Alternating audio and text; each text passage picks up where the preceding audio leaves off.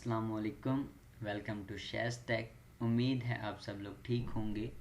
आज इस वीडियो में डिस्कस करेंगे विजुअल स्टूडियो कोड की इंस्टॉलेशन और साथ साथ लाइव सर्वर एक्सटेंशन को भी डिस्कस करेंगे कि ये किस पर्पज़ के लिए यूज़ होता है। तो सबसे पहले मैं अपनी लोकेशन पे चला जाता हूँ जहाँ पे मेरे पास विजुअल स्टूडियो कोड का सेटअप अवेलेबल है। तो यहाँ पे मेरे पास विजुअल स्टूडियो कोड का सेटअप है। इसका मैं आप लोगों को नीचे डिस्क्रिप्शन में लिंक दे दूंगा ताकि आप लोग इजीली इसे यूज़ कर सकें। डाउनलोड करने के बाद मैं डबल क्लिक करने के बाद मेरे पास एक मॉडल विंडो ऑन होगी जहाँ पे आपने आई एक्सेप्ट द एग्रीमेंट के ऊपर चेक लगाना है।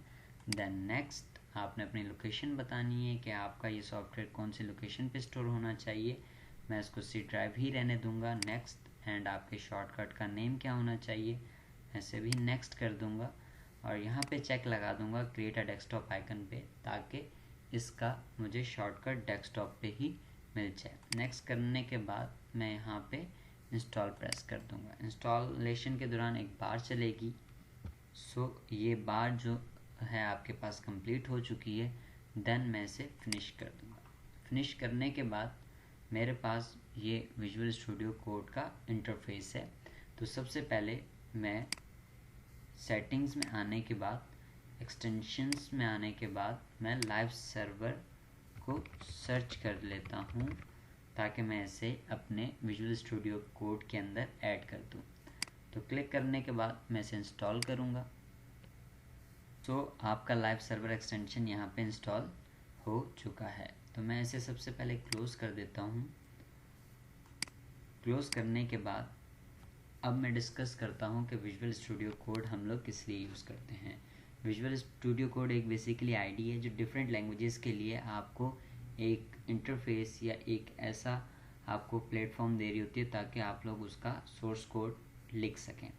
तो विजुअल स्टूडियो कोड के लिए सबसे पहले मैं यहाँ पे HTML की फ़ाइल यूज़ करूँगा ताकि मैं आप लोगों को लाइव सर्वर एक्सटेंशन के बारे में भी बता सकूँ। तो सबसे पहले जब भी कभी आप HTML के ऊपर कोई भी वेबसाइट का स्ट्रक्चर बनाने जाएंगे तो मैं फ़ोल्डर क्रिएट कर लेता हूँ और इसको नाम दे देता हूँ टेस्टिंग का नाम देने के बाद मैं विजुअल स्टूडियो कोड को ऑन कर देता हूँ। ऑन करने के बाद आपके पास 3 तरीके होते हैं फ़ोल्डर को ओपन करने के लिए। तो सबसे पहले यहाँ से भी आप ओपन फोल्डर कर सकते हैं, यहाँ से भी कर सकते हैं। अगर आपके पास ये बार ना आ रही हो तो आप इसके ऊपर चेक करने के बाद मतलब क्लिक करने के बाद आप इस बार को ओपन कर सकते हैं। अदरवाइज़ आप फाइल से भी आ सकते हैं। सो फाइल के बाद आपके पास ओपन फोल्डर में हमने टेस्टिंग नाम का फ़ोल्डर बनाया है, इसे सिलेक्ट कर देंगे। सिलेक्ट करने के बाद आपके पास यहाँ पे एक आइकन बना हुआ होगा न्यू फाइल का। यहाँ पे आने के बाद मैं index.html की फ़ाइल क्रिएट कर लेता हूँ। फ़ाइल क्रिएट करने के बाद मैं HTML लिखूँगा तो आपके पास एक बार ऑन होगी। मतलब यहाँ पे आप लोग जो है सिलेक्ट कर सकते हैं कि आपको किस टाइप की बेसिक्स टैग चाहिए, मतलब मीन्स सिंगल टैग चाहिए या पूरे बेसिक्स ऑफ टैग चाहिए। तो क्लिक करने के बाद आपके पास क्लिक भी कर सकते हैं Ctrl+Z, आप कंट्रोल स्पेस करके दोबारा बार को ऑन कर सकते हैं। एंटर प्रेस करके भी बेसिक्स टैग ऑफ HTML आप लोग यूज़ कर सकते हैं। तो सबसे पहले मैं एक टैग ऑन कर देता हूँ H1 का, टैब प्रेस कर देता हूँ या एंटर प्रेस कर देता हूँ।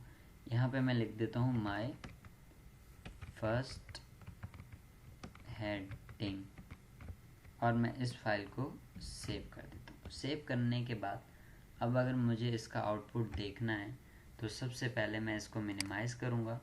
मिनिमाइज़ करने के बाद टेस्टिंग वाले फ़ोल्डर पे आऊँगा। टेस्टिंग वाले फ़ोल्डर पे आने के बाद इंडेक्स को ओपन विद कर दूँगा क्रोम। तो इस तरह से मेरे पास HTML का जो है स्ट्रक्चर का आउटपुट इस तरह से आएगा। लेकिन अगर आप चाहते हैं कि आप विजुअल स्टूडियो कोड के दौरान रहते हुए ही इस आउटपुट को देखना चाहें तो उसके लिए आप लाइव सर्वर एक्सटेंशन यूज़ करेंगे। ठीक है, अच्छा जी, तो मैं आ जाता हूँ विजुअल स्टूडियो कोड पे। ठीक है, आपके पास यहाँ पे गो लाइव का ऑप्शन आ रहा है। अच्छा जी, इसके अंदर एक अच्छी बात ये है कि सबसे पहले अगर मैं एक और H1 ले लेता हूँ, ठीक है, और टैब प्रेस करने के बाद my first heading he use कर लेता हूँ और मैं इसे सेव करता हूँ। अब मुझे इसका अगर दोबारा आउटपुट देखना है, मैं ब्राउज़र अगर मेरे पास ऑन भी है तो मुझे इसको रिफ़्रेश करना पड़ रहा है अपने पेज को, लेकिन लाइव सर्वर के एक्सटेंशन को यूज़ करते वक्त आपको बार बार जो है पेज को रिफ़्रेश नहीं करना होगा। ये आपके पास रीलोड ऑप्शन है, मीन्स कि जैसे कि मैं यहाँ पे आपको चेक करा देता हूँ। मैं इससे थोड़ा सा यहाँ पे H1, ठीक है, मीन्स मैं इसको गो लाइव कर देता हूँ, ठीक है, गो लाइव करता हूँ तो आपके पास पहला ऑप्शन तो ये कि आपके ब्राउज़र को डायरेक्टली सर्वर पे रन कर देगा और आपके जितना भी आउटपुट है वो आपको यहाँ पे दिखा देगा। अगर इन केस आप इसके अंदर कुछ चेंज करते हैं, मैं H1 लिखने के बाद टैब और माय फर्स्ट हेडिंग दोबारा लिख के फाइल को सेव करता हूँ तो देखें आपके पास ऑटोमेटिक टैग आ जाएगा, आपका ऑटोमेटिक पेज क्या हो जाएगा, लोड हो जाएगा। तो ये हमारे पास आज की वीडियो थी।